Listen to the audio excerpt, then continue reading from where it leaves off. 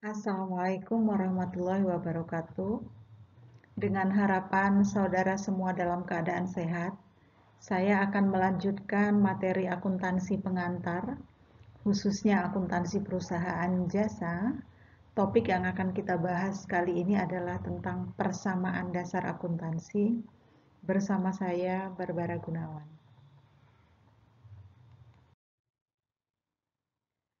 Saudara, ketika kita mempelajari akuntansi, khususnya masuk ke bagian persamaan dasar akuntansi, nanti saudara akan menemukan beberapa istilah yang mungkin bagi saudara yang belum mempelajari akuntansi akan uh, mendapatkan istilah-istilah baru. Misalnya di sini ada aset tak berwujud, ada mesin, peralatan kantor, kas, piutang usaha, piutang dagang, piutang wesel, beban dibayar di muka, dan lain-lain. Ya. Nah, di sini pada kesempatan kali ini saya ulas singkat saja bagian-bagian tertentu yang mungkin nanti akan saudara temukan ketika bertransaksi.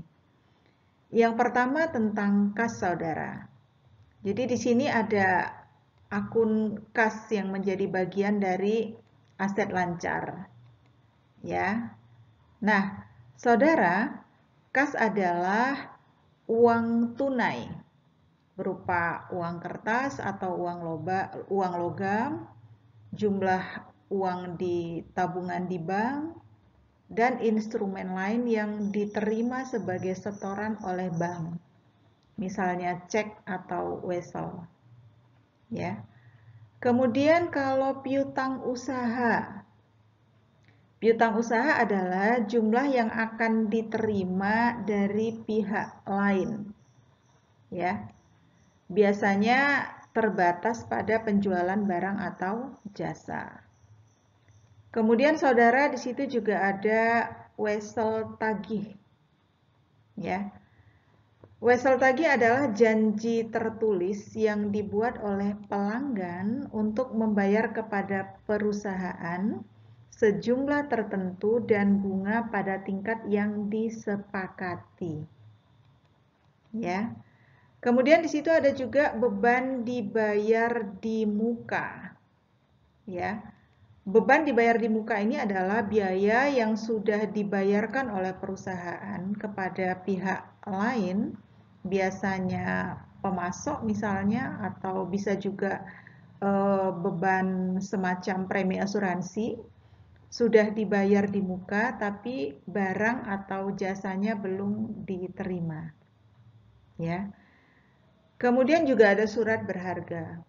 Surat berharga itu boleh jadi berupa saham, obligasi, begitu. Kemudian ada perlengkapan kantor. Jadi kalau perlengkapan kantor itu cenderung untuk bahan yang habis pakai dalam satu periode akuntansi. Ya, jadi habis dalam satu periode akuntansi biasanya 1 tahun.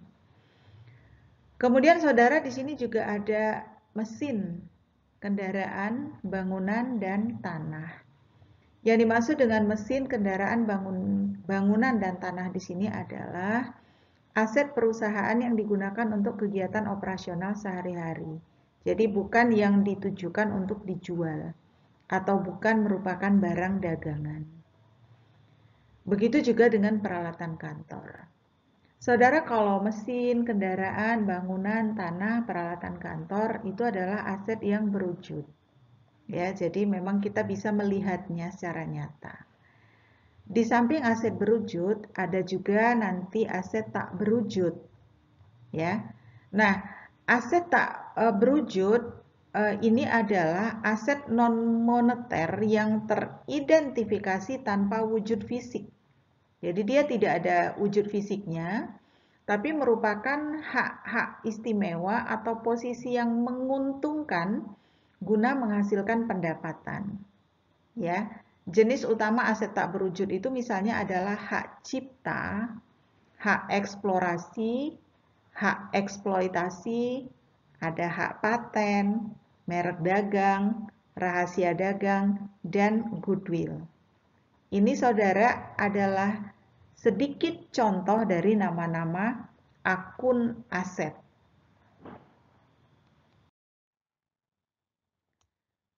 Kemudian saudara di sini juga ada sebagian contoh dari akun-akun liabilitas atau yang populer disebut akun-akun kewajiban. Ya, dalam SAK yang baru dinyatakan namanya adalah liabilitas. Nah, di sini ada beberapa akun, ada utang bank, ada utang obligasi, kemudian juga ada utang dagang, ya, kemudian ada utang usaha, utang wesel, pendapatan diterima di muka. Ya. Nah, saudara, kalau utang bank saya pikir sudah jelas, ya. Utang usaha itu munculnya karena perusahaan sudah menerima jasa atau barang dari pihak lain, misalnya pemasok, tapi perusahaan belum membayar. Utang usaha biasanya untuk perusahaan jasa ya, jadi perusahaan sudah menerima jasa tapi kita belum bayar. Kalau utang dagang ini untuk perusahaan dagang. Munculnya karena perusahaan sudah menerima barang dagangan tapi belum membayar. Kemudian saudara ada juga nanti utang gaji. Ada juga utang pajak ya di samping yang tercantum di sini. Di sini ada utang wesel saudara. Jadi utang wesel atau wesel bayar itu adalah janji tertulis yang dibuat oleh perusahaan untuk membayar kepada kreditor sejumlah tertentu ditambah bunga pada tingkat yang disepakati. Lalu di sini ada juga utang obligasi. Ya.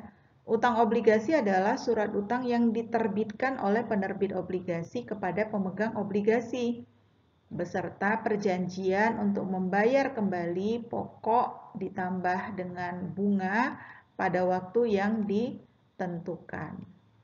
Ya, nah ini termasuk dalam kelompok liabilitas. Lalu ada juga pendapatan diterima di muka. Kalau pendapatan diterima di muka ini artinya perusahaan sudah menerima uang tapi belum menyerahkan jasa atau barangnya kepada pihak pemesan.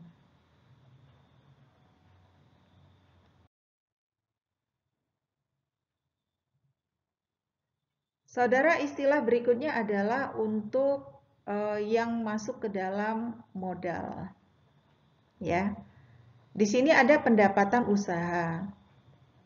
Kemudian ada pendapatan sewa. Saya pikir sudah jelas ya. Lalu ada pendapatan bunga, ada beban gaji, ada beban listrik dan pendapatan komisi. Ya.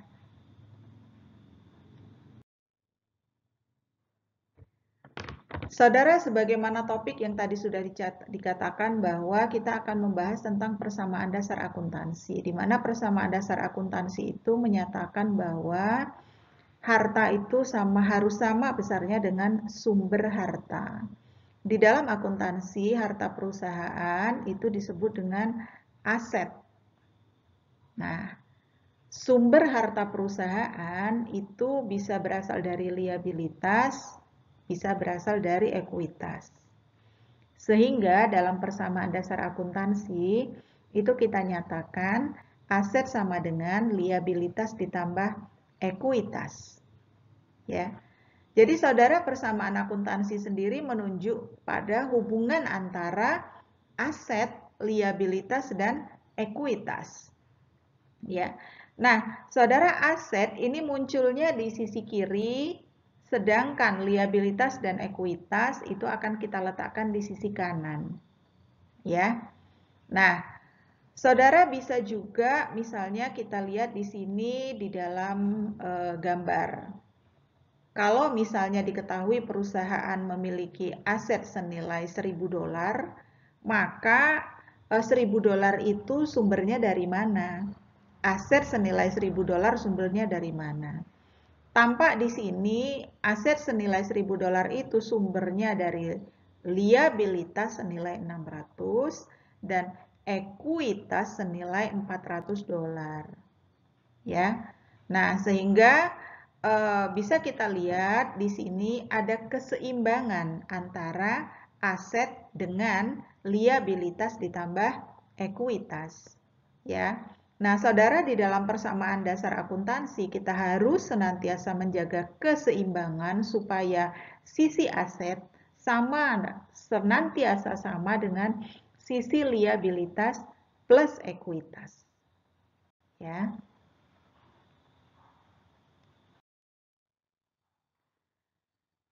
Saudara, persamaan akuntansi yang kedua ini berkaitan dengan perhitungan laba yang diperoleh entitas selama periode keuangan. Ya. Jadi di sini bisa juga kita lihat kalau total pendapatan dikurangi total beban itu akan sama dengan laba atau rugi bersih. Ketika pendapatan lebih tinggi daripada beban berarti diperoleh laba. Sebaliknya, ketika pendapatan lebih rendah daripada beban berarti ada rugi. Contoh di sini adalah kalau diketahui pendapatan sebanyak $500, kemudian ada beban $300, berarti ada laba 200. Ya, karena pendapatan lebih tinggi daripada beban. Ya. Nah, saudara, di sini kita lihat ya bahwasannya ketika biaya melebihi pendapatan maka akan ada rugi, dan ketika pendapatan lebih tinggi daripada biaya atau beban maka akan ada laba. Ya.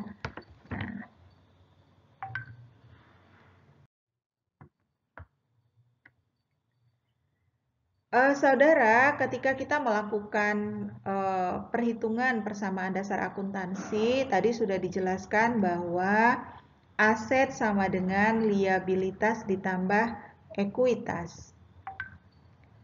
Ekuitas dalam perusahaan berbentuk PT itu akan terdiri dari ada modal saham, ada laba ditahan.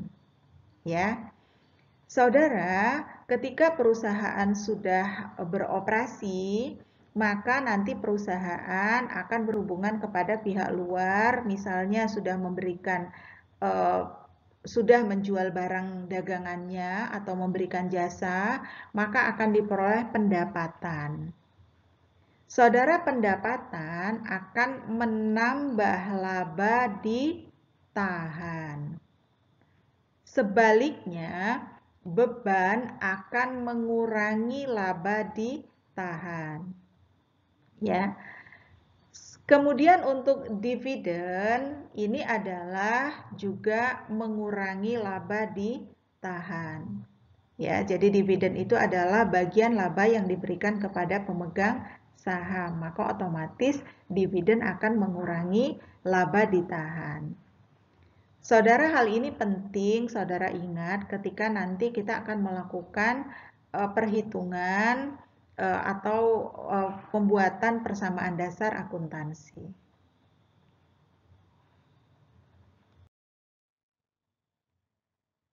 Sebelum kita melakukan perhitungan, saudara, kita lihat dulu proses akuntansi. Jadi proses akuntansi dimulai dari adanya transaksi. Ya, ada bukti transaksi. Bukti transaksi yang ada nilai moneternya. Kemudian nanti bukti transaksi tadi kan diseleksi, kemudian dianalisis. Selanjutnya dilakukan pencatatan, kemudian nanti dibuat daftar saldo. Dari daftar saldo tersebut baru nanti disusun laporan keuangan.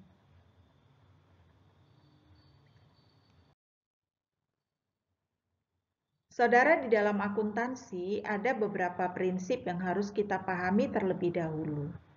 Ya, yang pertama ada namanya business entity principle. Kemudian objectivity principle, lalu ada cost principle, going concern principle, dan monetary unit principle. Ya, monetary unit principle. Saudara, di sini kita lihat business entity principle.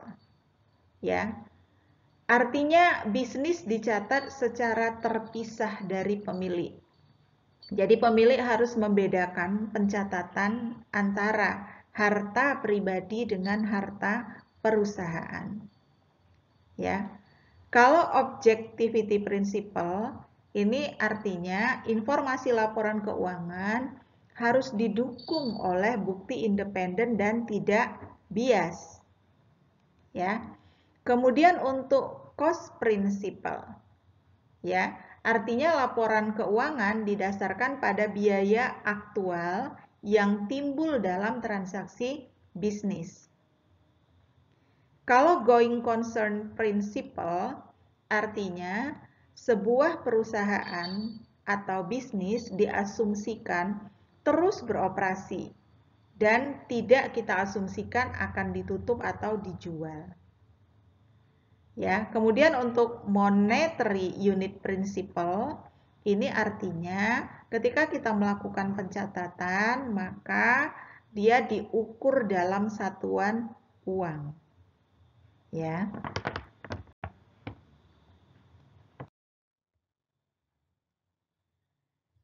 Saudara, mari kita mulai persamaan dasar akuntansi dari transaksi 1. Ya.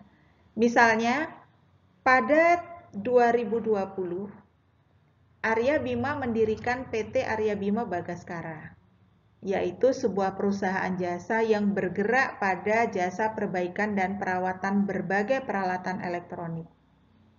Pada 1 Juli 2020, PT Arya Bima Bagaskara menerima setoran tunai senilai 150 juta sebagai setoran dari pemegang saham. Ya. Nah, saudara, tadi sudah saya sampaikan bahwa persamaan dasar akuntansi itu adalah aset ditambah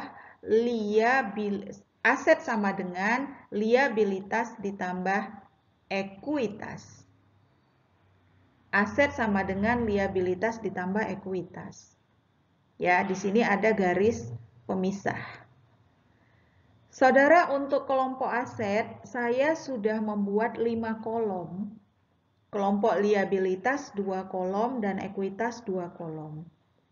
Tidak harus aset tidak harus 5 kolom, saudara. Begitu juga dengan liabilitas dan ekuitas. Saya sudah membuat atau membagi menjadi 5 kolom karena saya sudah membuat atau membaca dan mengidentifikasi dulu transaksi-transaksi yang kelak kira-kira akan terpengaruh. Ya. Nah, jadi kalau saudara akan melakukan atau membuat persamaan dasar akuntansi, biasanya harus dicoret-coret terlebih dahulu. Ya, jadi jangan langsung di tempat yang rapi. Jadi Anda lihat kira-kira akun-akun apa saja yang akan terpengaruh dalam transaksi ini. Nah, baik, kita kembali kepada transaksi 1. Tadi transaksi 1 kan adalah penyetoran uang tunai. Artinya perusahaan menerima kas. Kas itu adalah bagian dari aset kan tadi ketika saya menerangkan di depan. Kemudian itu adalah modal saham. Dengan demikian saudara, terjaga keseimbangan antara aset dengan liabilitas plus ekuitas. Ya, jadi kelompok aset nilainya 150.000 dan kelompok liabilitas dan ekuitas 150.000. Oh ya, dalam pembuatan persamaan dasar akuntansi ini 150.000 ini sama dengan 150 juta. Jadi di sini angkanya adalah dalam rupiah, dalam ribuan rupiah. Ya, jadi kalau di soal adalah 150 juta, saya akan tulis 150.000 dan dalam satuan uang rupiah. Ya. Kita akan lanjutkan. Transaksi 2, saudara. Pada 5 Juli 2020, Arya Bima menyerahkan ini Arya Bima menyerahkan lagi sebuah bangunan beserta tanah yang masing-masing harganya 250 juta dan 200 juta sebagai setoran modal tambahan. Jadi setoran modal itu tidak harus berupa uang, saudara. Boleh juga berupa aset tetap. Ya. Nah, di sini Arya Bima menyerahkan bangunan 250 juta. Ya, kita tulis 250.000 karena tadi saya katakan transaksinya dalam ribuan rupiah. Ya. Kemudian juga menyerahkan tanah. Bangunan dan tanah itu aset.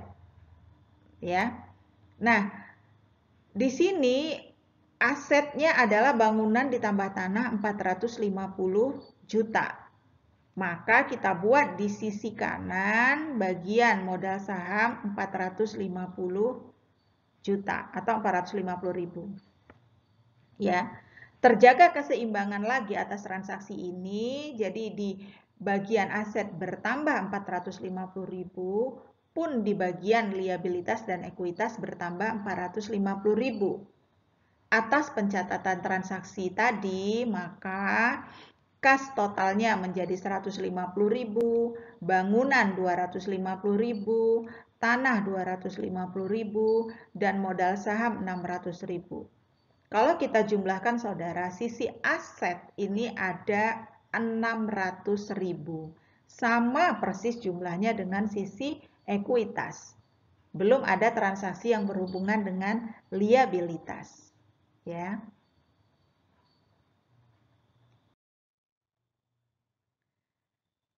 Saudara, di transaksi 3, pada 6 Juli 2020, pengelola PT Arya Bima Bagaskara membeli peralatan kantor. Nilainya adalah 17 juta rupiah. Mekanisme pembeliannya adalah kredit. Ya. Jadi kalau pembelian secara kredit berarti pembelian itu belum mengeluarkan kas, tapi akan memunculkan utang. Ya. Jadi atas transaksi ini saya akan tambah lagi, buat lagi, isi kolom lagi dengan nama peralatan. Tepatnya peralatan kantor. Nah, maka di sini peralatan kantor yang merupakan bagian dari aset bertambah 17.000. Pada bagian lain, utang bertambah 17.000. Seimbang, ya. Atas transaksi ini kemudian kita buat lagi kas tetap 150.000, bangunan tetap 250.000, tanah tetap 200.000, dan muncul aset yang baru yaitu peralatan 17.000. Di sini juga utang 17.000 dan modal saham 600.000. Kalau kita jumlahkan totalnya sama-sama 617.000. Ya, terjaga keseimbangan aset sama dengan liabilitas plus ekuitas. Ketika saudara mencatat dalam persamaan dasar akuntansi, saudara harus selalu berpikir bahwa kita harus senantiasa menjaga keseimbangan antara jumlah aset dengan jumlah liabilitas plus ekuitas. Transaksi saudara selalu melibatkan dua atau lebih bagian. Ya, boleh jadi bagian itu sama-sama aset, boleh jadi bagian itu adalah aset dan liabilitas atau aset dan ekuitas. Ya.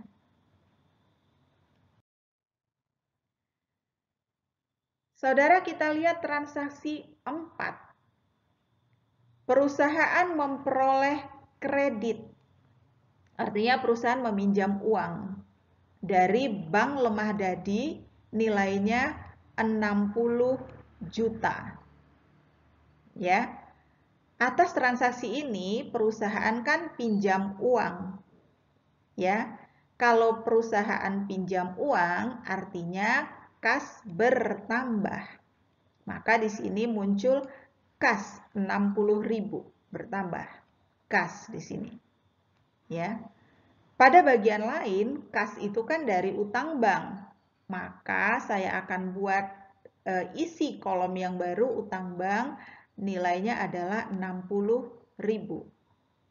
Ya, di sini aset akan berpengaruh atau bertambah 60.000, pada bagian lain liabilitas juga bertambah 60.000. Ya. Nah, atas transaksi ini Saudara, maka kalau dijumlahkan nanti sisi aset akan sama dengan sisi liabilitas plus ekuitas, yaitu 677.000. Ya. Transaksi 5 Saudara. Pada 12 Juli 2020, PT Arya Bima Bagaskara mendapat pesanan, ya, yaitu pesanan jasa melakukan servis laptop senilai 9 juta. Nah, 9 juta ini tunai, ya. Pada tanggal yang sama, PT Arya Bima Bagaskara juga memperoleh pesanan jasa perbaikan komputer dari Universitas ABC, nilainya 20 juta, tapi Universitas ABC belum membayar. Ya, jadi pada tanggal ini perusahaan menerima dua macam pesanan, ada yang sudah dibayar oleh pemesan, ada yang belum dibayar. Ya, pesanan yang belum dibayar itu sudah diselesaikan oleh perusahaan, oleh PT Arya Bima, tapi uangnya belum diterima. Artinya PT Arya Bima ada piutang atau tagihan kepada Universitas ABC. Ya, ada tagihan kepada Universitas ABC. Saudara, tagihan itu akan kita beri nama piutang usaha. Oleh karena itu di sini muncul piutang usaha 20.000. Ya.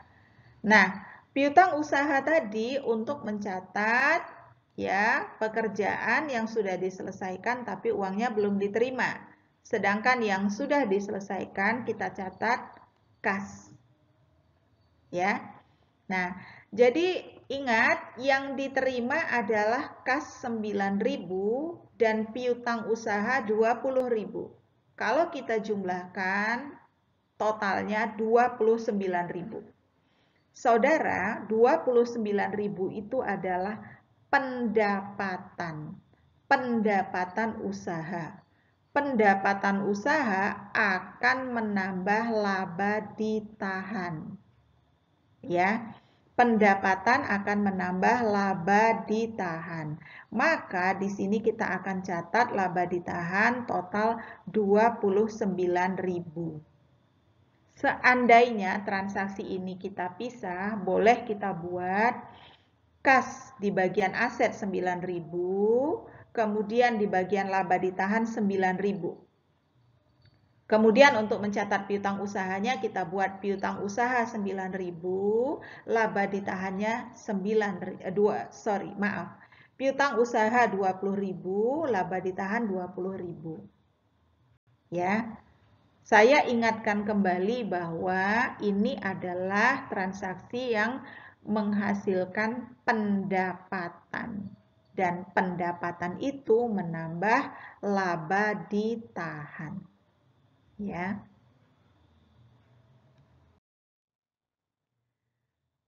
Transaksi 6, Saudara. Pada 20 Juli, PT Arya Bima membayar beberapa beban, yaitu beban gaji 3.500.000, beban perlengkapan 2.300.000, dan beban bunga 1.200.000. Kalau kita total, maka semua beban ini jumlahnya 7 juta. Saudara, yang namanya beban ketika dibayarkan berarti kas berkurang. Beban mengakibatkan juga laba ditahan berkurang. Jadi beban ini kan kebalikan dari pendapatan. Jadi kalau pendapatan tunai mengakibatkan kas bertambah, laba ditahan bertambah, tapi kalau beban mengakibatkan kas berkurang, laba ditahan berkurang. Ya. Nah, di sini sudah dibayar ya, maka kas berkurang 7.000, kemudian laba ditahan juga berkurang 7.000. Ya, kalau kita jumlahkan nanti akan terdapat keseimbangan antara jumlah aset dan liabilitas plus ekuitas. Ya. Transaksi 7. Pada 22 Juli, PT Arya Bima Bagaskara membayar sebagian utang. Nah, jadi PT Arya Bima bayar utang sebesar 10 juta kepada toko Bangun Jiwo atas pembelian peralatan 6 Juli. Ya.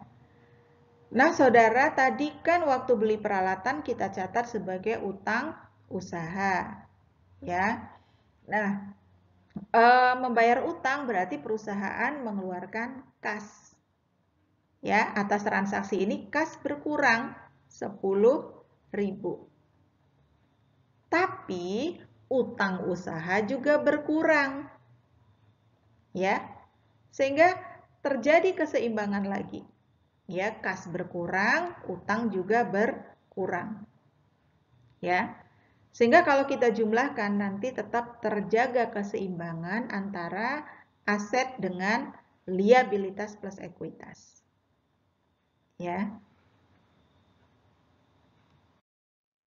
Saudara, selanjutnya kita lihat transaksi 8. Pada 23 Juli, PT Arya Bima menerima pembayaran sebagian piutang. Ya. Nilainya adalah 12 juta dari Universitas ABC. Atas transaksi ini berarti perusahaan menerima kas 12.000. Ya. Di sisi lain, piutang berkurang 12.000. Jadi ini adalah contoh transaksi yang hanya memengaruhi bagian aset, di mana ada bagian aset yang bertambah dan ada bagian aset yang berkurang. Ya. Jadi nanti total aset itu tidak berubah, saudara. Hanya posisinya yang berubah. Ya. Jadi piutang berkurang, tapi kas bertambah. Ya. Sehingga atas transaksi ini nanti jumlah aset tetap akan sama dengan jumlah liabilitas plus ekuitas. Ya. Nah, saudara, transaksi 9. Pada 31 Juli, PT Arya Bima membagikan dividen. Ya, ingat dividen tadi pada slide sebelumnya sama dengan beban, dia akan berdampak mengurangi laba ditahan.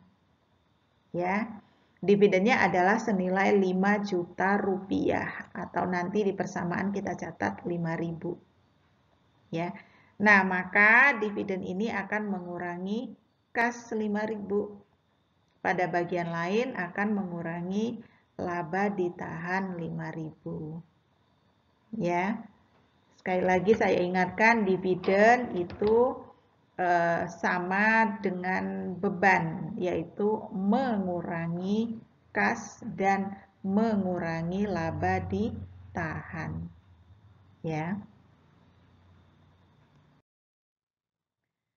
Nah, saudara, dari transaksi-transaksi tadi, kalau kita jumlahkan, maka terjaga keseimbangan antara aset dengan liabilitas plus ekuitas.